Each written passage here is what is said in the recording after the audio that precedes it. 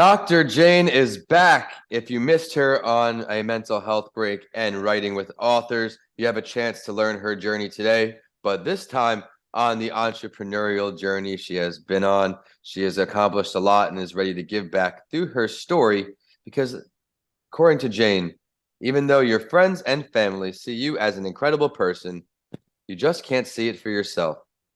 You question yourself at every turn, especially when it comes to trying something new, and that paralyzing self-doubt stops you in your tracks. You feel stuck between where you are now and who you want to become, not realizing that those two realities can be one and the same. The good news is that lasting change is possible, and you can learn how to accept yourself as you are rather than you think you should be. This week's guest is going to show you how. As I mentioned, Jane Tornatore is in an elite club when it comes to my podcasting. She has been on my big 3 shows, stopping by here, a mental health break, and writing with authors. Be sure to scroll down in the episode description to catch up on all things Jane. But now, Dr. Jane is here to share her entrepreneurial journey. And at the halfway point for the spotlight story, as we have a licensed marriage therapist on the show today, I thought it would be great to dive into an article titled 6 Ways Entrepreneur Couples Can Balance Love, Work, and then we'll get Jane's take on it. I think it's going to be a great discussion. But first, Jane, why did you become an entrepreneur? Share that story.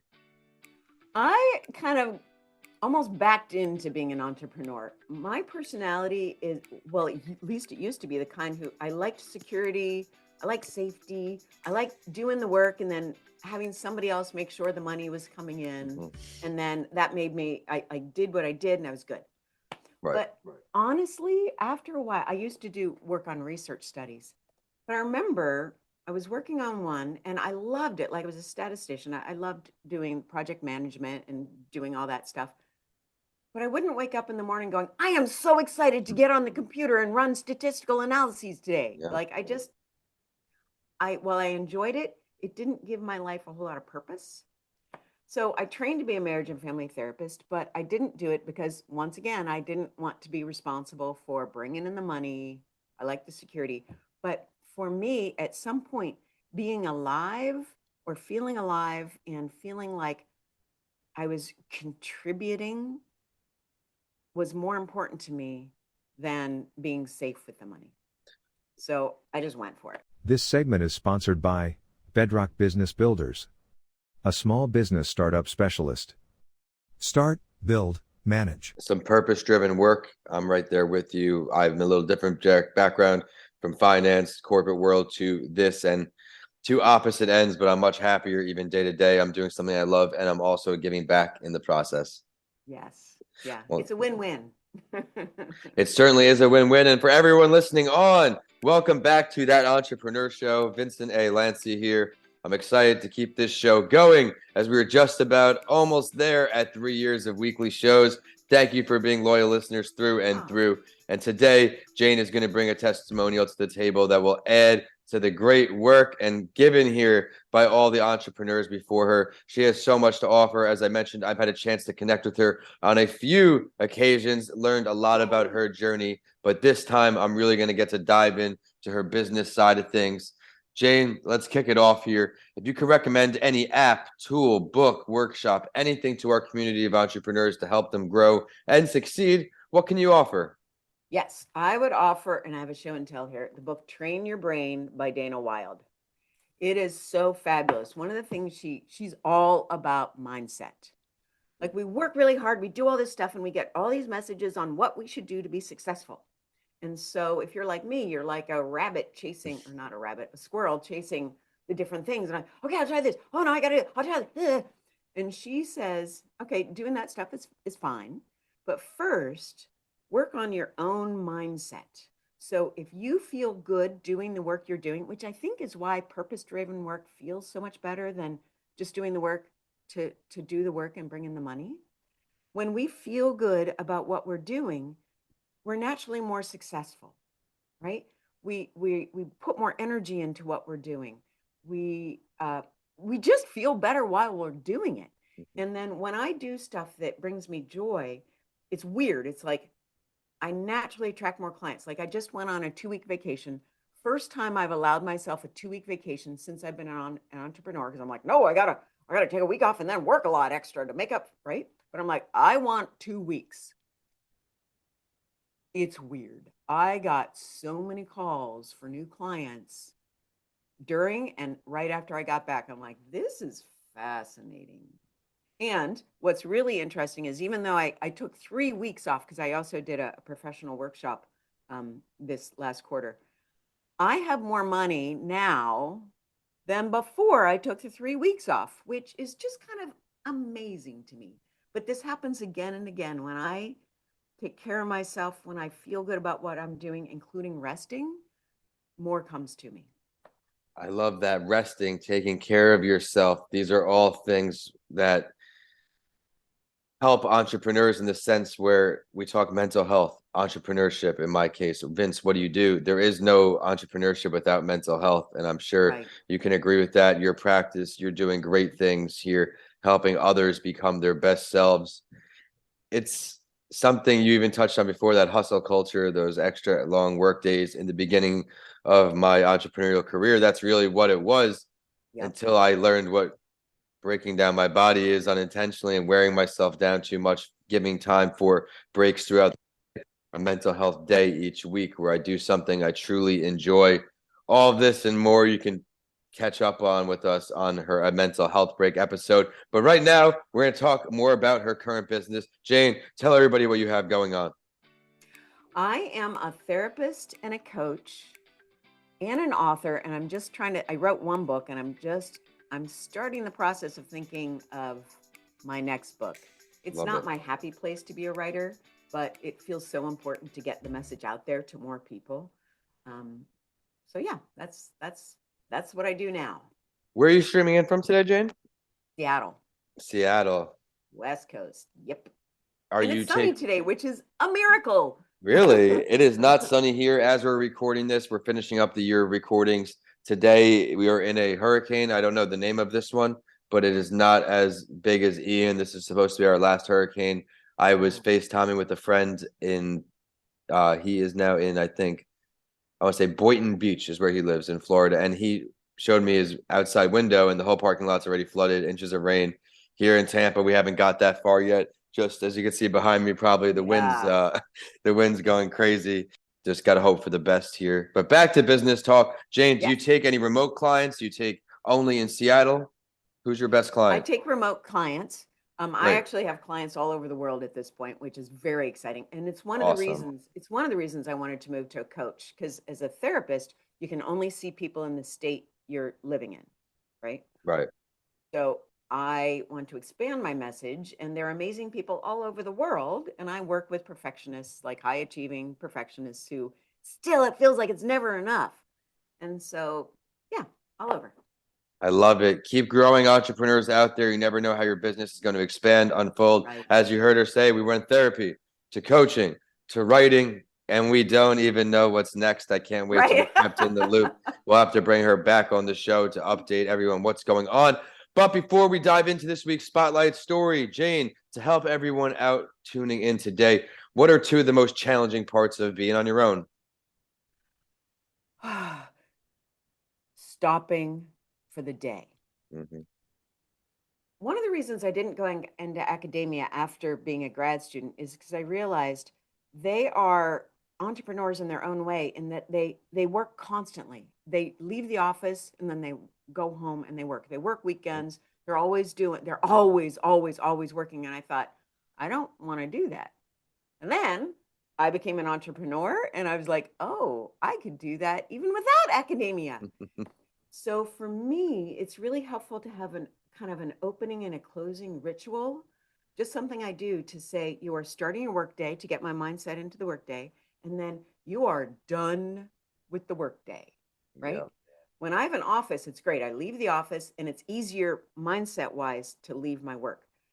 Now that I'm working from home, I could work all the time. So Yep. I brought the ritual home, and I light a candle, and then at the end of the day, I blow out the candle. And that for me is, it is now time to leave this and rest your brain. Because what we now know more with brain science is when we rest our brain, when we have idle time, not scrolling time, not searching Google time, but idle time. Our brain refreshes the chemicals that help us think and be creative. So idle time is really important because as entrepreneurs, we're frequently doing things differently. Like we're more out of the box, right? And that idle time, the time to ponder, some even call it like bored time, help our brain Love that. have the resources to think outside of the box. I love that. I just have this in the notes here for when it goes live.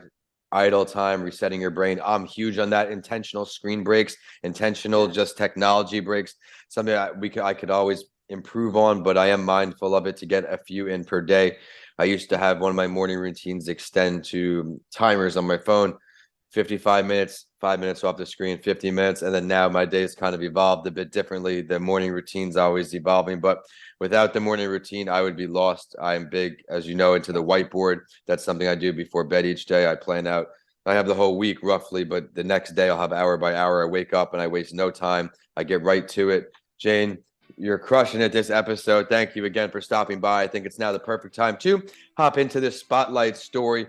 I'm excited for everyone tuning in today. If you're in an entrepreneurial couple, this is an article that can help you immensely, as not only do we have a great write-up from marriage.com, we have Dr. Jane with us. So let's dive right into it.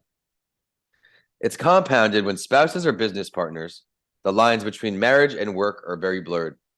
Conflicts in the relationship tend to hinder the progress of the business. Entrepreneurial hardship can cause romance to sour, but yet, as the article's writer is someone who co-runs a successful therapy practice with his wife, he can tell you that entrepreneurship can also elevate your partnership and solidify your love. You may experience together the rush of success, the shared joy of your hard work paying off, and the peace of financial stability. You just need to do it right. Here's their story. My wife is a driven, accomplished, and focused woman. She sets her mind on something and accomplishes it quickly. She graduated from high school at age 14, earned 2 college degrees, one in architecture and one in construction management, going on to a successful career at a young age. Him, on the other hand, dabbled in filmmaking and stage comedy before becoming a therapist. He worked hard and gained an education, but no one would accuse him of being in a hurry. He always made time for fun and never was as organized or strategic as she was. They got married, had 5 kids. She put her career on hold to raise and teach them, putting their family stability in the hands of a man who, at the time, earned far less than she'd been earning and who was not used to hitting goals at the pace she hit them. Bills piled up. They tried to avoid it, but they got into debt. Well, I felt very incompetent as a therapist, he said. As a business owner, I was out of my depth. Despite working 60 plus hours a week, we weren't getting ahead. Our company plateaued. I gained permanent scar tissue on my arm from donating plasma 8 times a month because the extra $200 made a big difference at the time. Wow. I felt inadequate and ashamed, frustrated. We argued. The stress was heavy on our marriage. I gained a lot of weight. I wrestled with anxiety. She started depression. Now I'm going to get into what changed. For starters, we signed up for a year's worth of business coaching. It was intense, and we had to rebrand and redesign our business model from the ground up. Roles shifted as she became CEO, focusing on business and marketing, and he became clinical director, focusing on clients' needs and hiring and training of new therapists. I like this part of the article because they're leveraging their strengths and working together to eliminate the weakness. Following the guidance of their coach, they began to innovate with the online relationship courses to reach a wider audience, and they said it worked. The business started thriving, and so did their marriage. Here are some takeaways they give, and then we're going to bring Jane back on. 1, get your spouse's support. Create unified goals and a shared vision. Find time for your marriage. Resolve conflict effectively. If your business partners and spouses, do it right. Harness the power of personality. Dr. Jane, a lot going on in this article. What are some of your takeaways? What can you add to our audience? Yeah, I loved how the 2 things that I loved most is the communication and that, oh, my mind just went blank on the other one.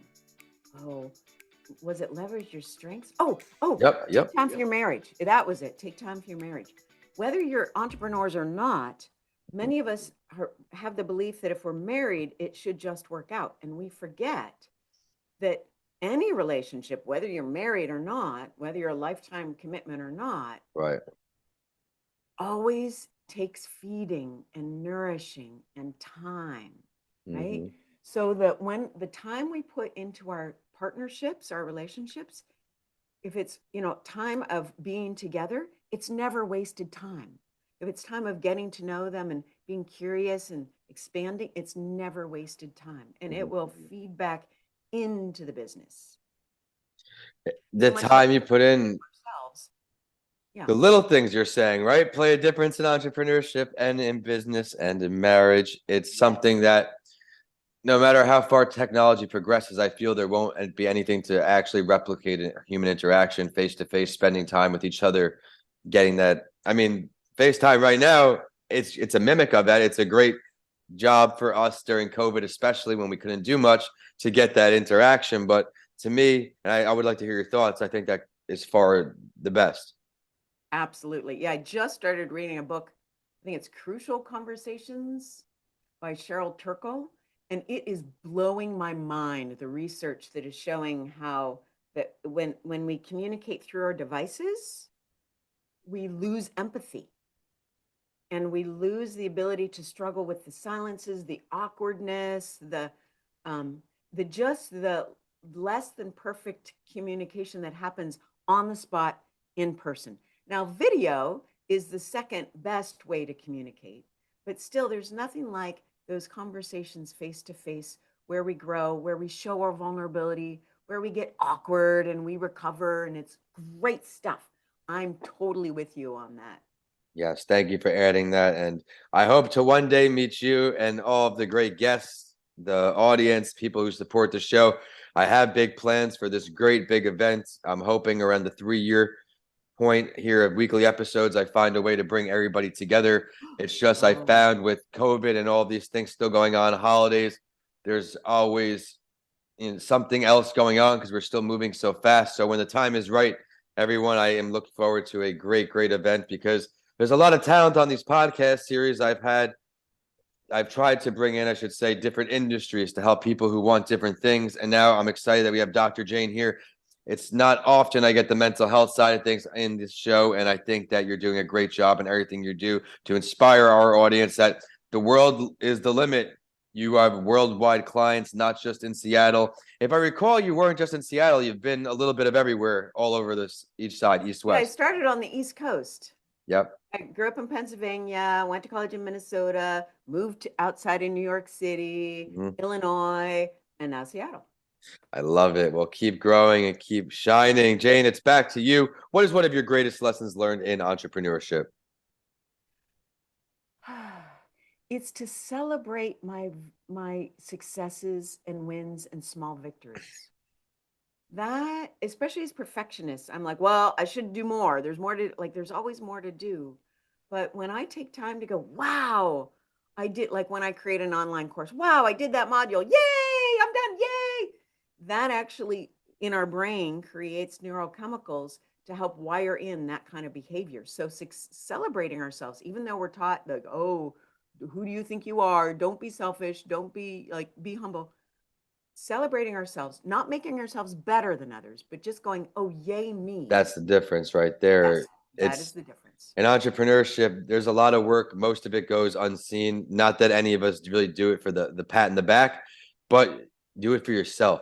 Don't worry about what others' opinions are. I've learned that the only way to do it is stick to your plan, to your mission, and things will start to grow. And then all of a sudden, a lot more people you'll find are going to be agreeing with your movement, which is funny. I find as you gain momentum, as you gain momentum, you start to get people's minds change. I should say, as a younger entrepreneur, my target audience wasn't really my inner circle. I had to do my networking, and that's what led us together today. But before I let you go, Jane, my favorite question: what is the name of the entrepreneur you would choose to sit down with, dead or alive, to have a nice conversation with?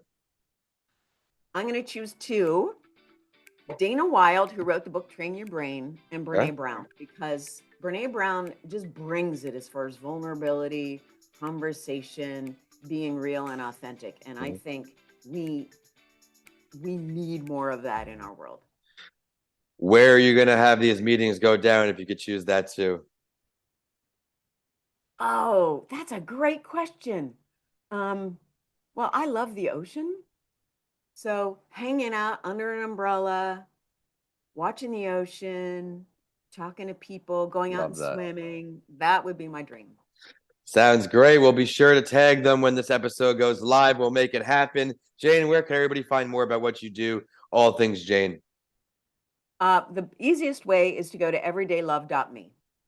Then you Everyday can love. sign up for my love notes, which I send out, frankly, when I want to, when I'm inspired to. I don't follow that rule of you got to do it once a week.